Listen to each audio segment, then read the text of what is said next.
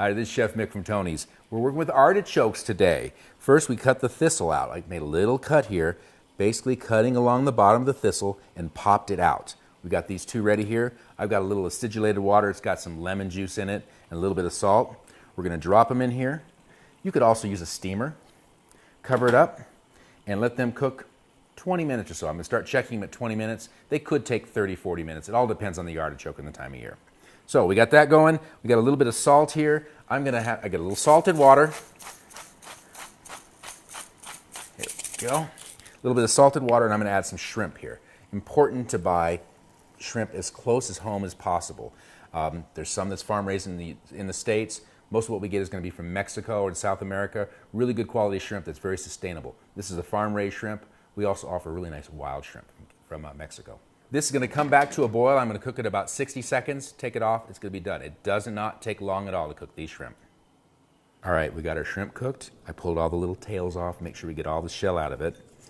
Drop it in here. If you want, you could cut these smaller, but I like the shrimp kind of big on this dish.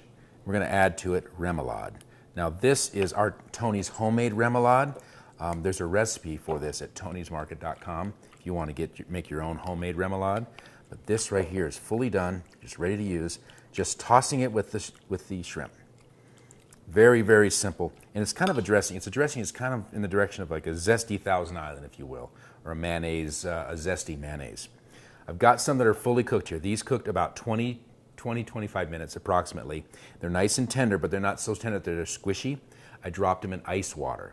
Chills them off really fast. If you're going to use them right away warm, you don't need to worry about that. You can just let them set warm and serve. Other things we could do with this, I could quarter these and season them, put a little Tuscan seasoning on there and grill them. Or you could also put just a dab of butter in there while they're hot and just eat the artichoke, pull each leaf off, and it's dipping in the sauce as you go.